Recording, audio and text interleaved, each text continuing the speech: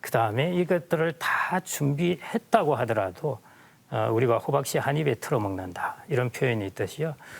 자칫 잘못해서 자산을 모두 날려버릴 수가 있습니다. 어제도 제가 이제 토크를 할 때 목돈의 리스크에 대해서 사람들하고 이야기를 해봤는데요. 목돈을 가지고 있으면은 이게 상당히 생각보다 위험합니다. 뭐 은퇴 창업을 했다가 돈을 날릴 수도 있고, 그다음에 친구에게 빌려줬다가 날릴 수도 있고, 그다음에 자녀들 사업 자금에 대줬다가 날릴 수도 있고, 목돈이 없으면은 이런 일이 없는데요. 목돈을 가지고 있으면은 이런 일이 발생할 수 있습니다. 그 중에 여러 가지가 있지만요. 그 중에 한 가지를 좀 말씀드려 보겠습니다. 이 부분이 이제 자주 일어나서 그러는데요. 그래서 여러분들의 노후의 본질 가치를 지키는 것, 이 부분에 대해서 좀 말씀을 드려보겠습니다. 혹시 나이 들어서 목돈을 날릴 부분이 어떤 데 가장 자주 일어날 것 같습니까? 어쨌든 투자하거나 빌려주거나 자식들 뭐 이건 또 날리는 건 아니잖아요. 예, 저 김쌤 같은 경우는 저번에 좀 어리가 있어 보이셔가지고 친구분들한테 돈을 잘 빌려줄 것 같아요. 예, 저런 리스크도 있을 빌려서 것 날린 케이스로 지금. 금융사기도 있고 뭐 이제 다양하게 있는데요. 성인 자녀에 관련된 부분을 이야기를 해보겠습니다. 최근에 이제 그런 일들이 왕왕 일어나고 있고요. 자, 이제 이 그래프를 한번 보십시오. 이게 재미있는 그래프인데요. 사람도 주식하고 비슷해요. 사람도 자기가 가지고 있는 본질 가치, 재산이라는 가치가 있고요. 앞으로 성장하는 것에 있어서 가치를 가집니다. 어릴 때는 재산 가치 없어요. 어릴 때 그렇죠. 그런데 어릴 때는 왜 우리가 어린 아이들을 마음 놓고 대하지 못합니까? 막 함부로 못하잖아요. 그 사람의 성장 가치 때문입니다. 그 어린애가 나중에 뭐 검찰총장이 될지 재벌이 될지 모르니까요. 어릴 때는 이제 성장 가치를 가지고 있습니다. 그런데 이제 나이가 들면은 이제 제 나이 정도 되면은 이제 성장 가치는 많이 없어지고요. 제가 가지고 있는 본질 가치만 남아 있습니다. 본질 가치는 뭐냐면은 제가 가지고 있는 재산인 것이죠. 그게 사회에서 이걸 쿨하게 해주는데요. 은행에서는 이제 나이가 뭐 65세 이렇게 넘어가면은 저를 믿고 돈을 안 빌려줘요. 그러니까 신용 대출을 안 해줍니다. 그럼 뭘 해서 대출을 해주느냐? 제 가지고 있는 주택을 담보로 해서 대출을 내줍니다. 그러니까 사회에서는 이미 나의 가치는 없다고 생각을 하고 내가 가진 자산은 가치가 있다고 생각하는 것입니다. 그래서 나이가 들면은 성장 가치는 사라지고 장부 가치가 이제 극대화되는데요. 근데 이제 제일 리스크가 뭐냐면은 이 장부 가치를 남에게 주어버리는 것입니다. 그러면은 가치가 없어져요. 그런데 남에게 주겠습니까? 남에게는 죽었다 깨어나도 안 줍니다. 주로 이제 자녀들에게 주는 경우가 가장 많은데요. 이 경우를 이제 조심해 하셔야 됩니다. 제가 이제 두 가지 예를 간단하게 드리면은 태종이 세종에게 왕위를 물려주는데요. 태종은 세종에게 왕위를 물려주면서 그냥 모두 다 물려주지 않았습니다. 군사에 관한 권한은 내가 가지고 있겠다고 했어요. 그래서 태종은 그 권한을 가지고 있음으로 인해서 죽을 때까지 잡무에는 신경을 안 쓰고 권위는 가지고 있었습니다. 그리고 아주 이제 죽을 때까지 재밌게 그리고 권위를 가지면서 세상을 떠나게 됐고요. 여러분들 잘 아시는 이제 셰익스피어의 희곡 중에 이제 리어 왕이라고 있죠. 리어 왕이 80세 돼서 이제 자기의 왕국을 딸들에게 물려주겠다고 그랬습니다. 그래서 셋째 딸은 올바른 말을 해서 이제 차치하고 두 딸들에게 절반씩 물려줬는데요. 결국 두 딸들의 집을 차례대로 방문했을 때 시종마저 빼앗기고 다 내치게 됩니다. 그래서 이제 리어 왕이 폭풍 속에서 그 배신감에 울부짖는 모습이 나오는데요.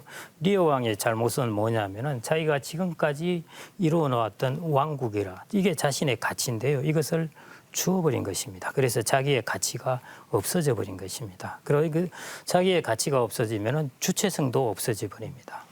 제일 중요한 것은 나이가 들어서 가장 중요한 것은 주체성을 가지는 것입니다. 주체성 하면은 좀 어려운 말일 수도 있는데요.